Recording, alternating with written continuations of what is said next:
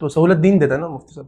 دین بالکل سہولت دیتا ہے. یرید اللہ بکم اليسر ولا یرید بکم العسر. بالکل اللہ تعالیٰ بالکل آسانی چاہتے ہیں, اللہ تعالیٰ تنگی نہیں چاہتے, لیکن اللہ تعالیٰ آسانی ایسی نہیں دینا چاہتے کہ جس سے دین بیکار ہو جائے. یعنی دین پر چلنا آسان ہے, دین پر نہ چلنا یہ دین نہیں ہے. مثال کے طور پہ ایک انسان کہتا ہے کہ بھائی میرے لیے اللہ تعالیٰ نے جو ہے وہ آسانی پیدا کی ہے دین کے اندر, میں کھڑے ہو کے نماز نہیں پڑھ سکتا, اللہ نے فرمایا کہ آسانی ہے تمہارے لیے, تم بیٹھ کے پڑھو. وہ کہتا ہے مجھے اور آسانی چاہیے, میں بیٹھ کے بھی نہیں پڑھ سکتا, اللہ تعالیٰ نے اس کو اجازت دی ہے کہ وہ لیٹ کے پڑھے. لیکن وہ کہتا ہے مجھے آسانی چاہیے, مجھے نماز پڑھنی ہی نہیں ہے. یہ آسانی اللہ نے نہیں دی.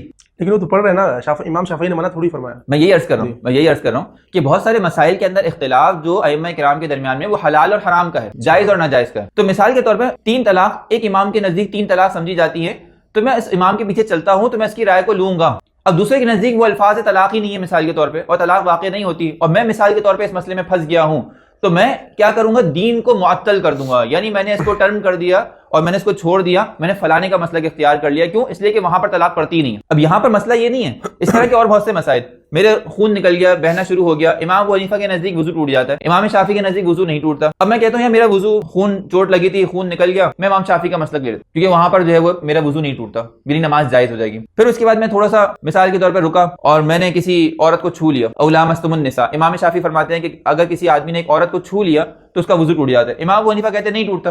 اب اس آدمی نے, اس کا خون بھی نکلا, اس نے امام شافعی کا مسلک لے لیا, اس نے عورت کو چھوا, اس نے کہا امام شافعی کے نزدیک تو وضو ٹوٹ جاتا ہے, میں امام ابو حنیفہ کا مسلک لے لیتا ہوں. تو اب دیکھیں نتیجتاً جب یہ آدمی نماز پڑھے گا تو امام ابو حنیفہ کے نزدیک اس کی نماز جائز ہے, امام شافعی کے نزدیک جائز ہے. لیکن چونکہ یہ نفس پرستی کے اندر مبتلا ہے, یہ تلفیق میں مبتلا ہے, یہ اپنی منمانی چاہی زندگی چاہتا ہے, تو اس کے نزدیک نماز جائز ہو رہی ہے. تو معلوم ہوا کہ اگر ایک انسان تقلید شخصی نہیں کرے گا تو گمراہی میں چلا جائے گا. کیوں؟ اس لیے کہ وہ ہر جگہ ہر مسلک کے اندر جو نفس پرستی کی بات ہوگی, جو اس کے لیے سہولت کی بات ہوگی, جہاں اس پہ دین پہ عمل کرنا ہی نہیں پڑے گا, وہ چیز اختیار کر لے گا اور اس کو سمجھے گا کہ میں شاید دین کے رستے پر ہوں, حالانکہ وہ دین نہیں ہے.